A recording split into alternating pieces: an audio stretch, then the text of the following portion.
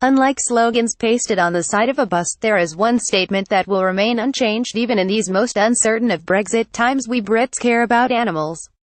Specifically, we think it is rather important to acknowledge that our fellow animals have the same capacity to endure stress, to experience excitement, and, most importantly, to feel pain. It is why the backlash against the 313 MPs who voted down an amendment, Caroline Lucas's amendment, to the EU Witrawal Bill to ensure the UK continues to recognise that animals are sentient beings should not come as a surprise to anybody. It has. The reaction to the vote, from animal lovers from across the political spectrum, has caught the Conservative government completely off guard. And, with number 10 in panic mode, Michael Gove has been forced to issue a statement today defending the 303 Tory MPs who joined the DUP to defeat the RSPCA-backed proposal to transfer the EU Protocol on Animal Sentience into UK law, which was supported by every other parliamentary political party. Britain can, largely, be proud of our contribution to positive animal welfare action as a member of the European Union. In fact, for many years now we have been a force good in Europe when it comes to animal protection. Unlike many other areas, where our neighbors have dragged us towards progressive policymaking, we've actively engaged on animal welfare, and generally used our significant powers within the EU for good.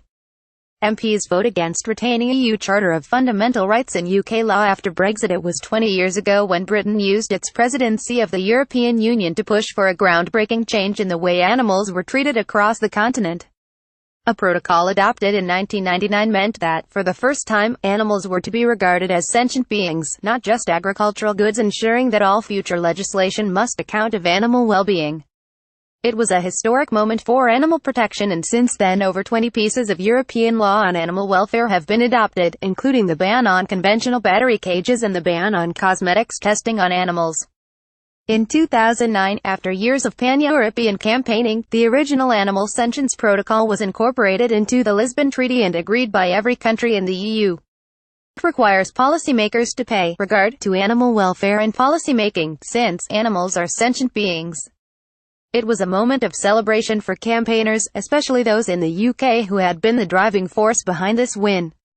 Sadly, with the Tories now ideologically committed to marching the UK towards a hard Brexit, we're faced with an Environment Secretary that, despite talking a good game on animal welfare issues, has stepped forward to defend an indefensible decision that could see 2 decades of hard-fought-for protections unravel.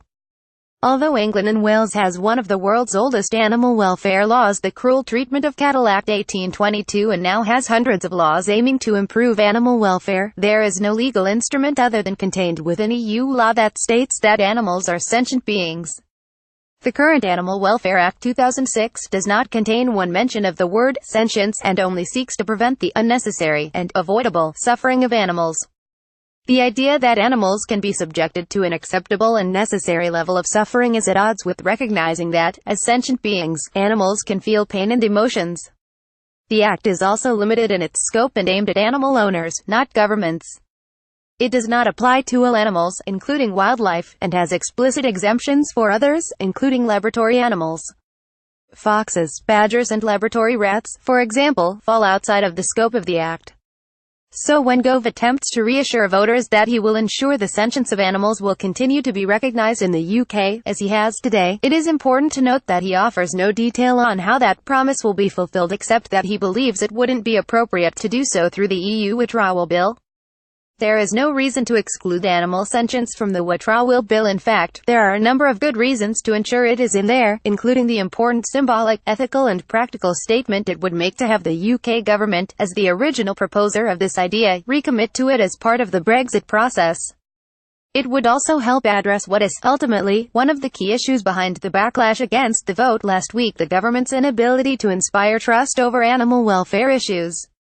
While we welcome some of Michael Gove's new policies, including a ban on ivory sales, CCTV in slaughterhouses and a ban on bee-killing pesticides, they are not enough to allay our, and campaigners, wider doubts over the government's commitment to animal welfare.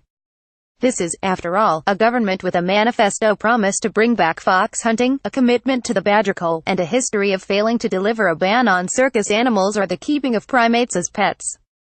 As Greens, we know we have millions of Brits on our side and will continue to push the government on animal sentience and keep fighting to ensure animal welfare standards aren't thrown under the Brexit bus. Keith Taylor is a senior Green Party MEP. More about animal rights Brexit reuse content.